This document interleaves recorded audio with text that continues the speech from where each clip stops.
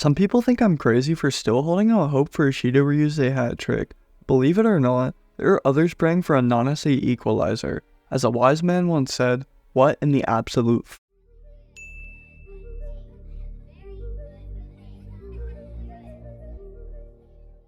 What's going on, everybody? It's Animasu here, and in today's video, we'll be diving into my theories and predictions for Blue Lock Chapter 275. If you watched through and find that you enjoyed yourself, take a quick moment to support the channel by hitting that subscribe button, dropping your thoughts in the comments, and don't forget to join the community Discord to interact directly. Without further ado, let's get right back into the tradition of an old theory video because the manga's actually getting hyped now. Starting with the main man himself, Isagi Yoichi, chapter 274 showed him being absolutely clueless on how to stop the rampaging Itoshi. His ability to read ahead into the future has been shattered by Rin's unpredictability, and apart from that, the kid just can't compete individually. Unable to read his opponent and just standing there in fear, Isagi gets cooked here in a way I truly hate to admit or explain aloud. Rin hits him with the side special and nutmegs Isagi, to then just continue running along as he crashes into the floor. After this harsh 1v1 loss to Rin though, accusations of lacking resolve seem to actually affect him as we see him seething on the ground. Unlike Rin, who just craves to commit murder and has remained near the top, Isagi has been forced to build his way up by accepting and learning from loss. On page 9, the main egoist takes up a whole slot to boldly announce himself as Isagi Yoichi, the genius of adaptability and a huge parallel. This declaration strongly resembles Itoshi's iconic I am the egotistical destroyer moment from the U20 match, and both came after moments of tough defeat. Blue Lock has a history of drawing these kinds of parallels to foreshadow major developments as well, so don't just write these off as random callbacks. It's likely his new puzzle cone eye prowess represents an upgrade from METAVISION or something entirely new, and is clearly shown twice in view this chapter. With all that's taken into consideration, you might be wondering what's next for Isagi in this current field of play. I believe his most likely and best move might be to focus on reading Charles' past and moving to the critical point, same as Shidou and Rin. After his declaration and assumed awakening, Isagi only appears one other moment in this entire chapter despite all the action. It just so happens to be when Shidou Ryusei slips away from Kunigami's lockdown, so it's possible we'll see that he's been trailing in his shadows even up to the past.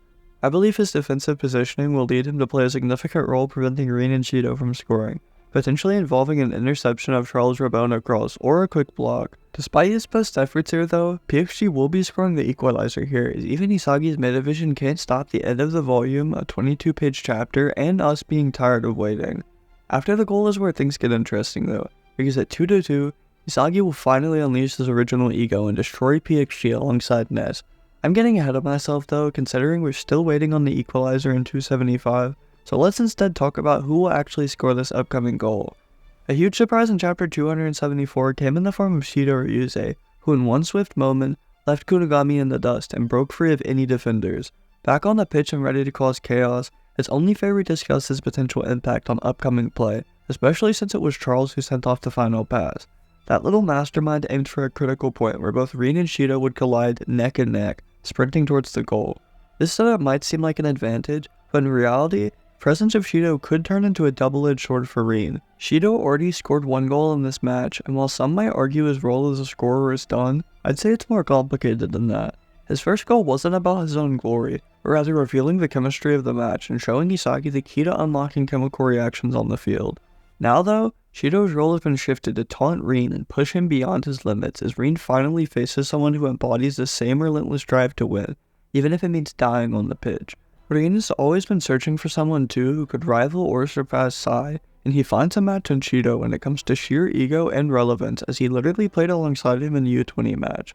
The problem comes with Shidou being the demon, clearly not fitting the whole hero archetype in Rin's narrative, which is mainly why I think a bad omen hangs over him. I suspect that during the upcoming play, Shidou may either find himself embarrassed by Rin's inevitable goal, or worse, forced to assist it despite his own ambitions to shine.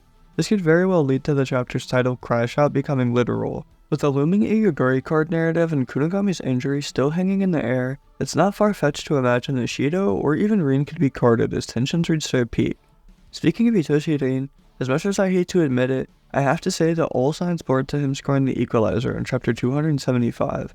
With his backstory laid out to explain his ego and awakening, combined with the fact that 3 of 4 lead egoists have already found the back of the net, it's all setting up for him to deliver a super goal of his own.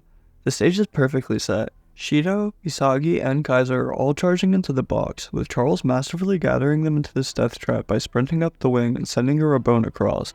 This is the moment Rin has been waiting for, the chance to destroy everyone at once in his path and prove that he's the true villain of Blue Lock. Specifically though, many people including myself will wonder what kind of goal Rin will even score. With his best traits being ruthless precision and efficient high quality skill moves, I wouldn't put it past him to beat Shidou in his own game. We've seen him do this in the U20 game using physical attributes against other people, and imagine the humiliation for Shidou if Rin used his body as leverage or outdid him physically to score in the box.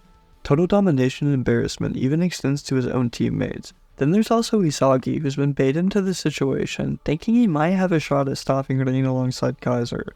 Everyone has been gathered for Rin to destroy at once, and it will all end with him backhealing a past to Nanase.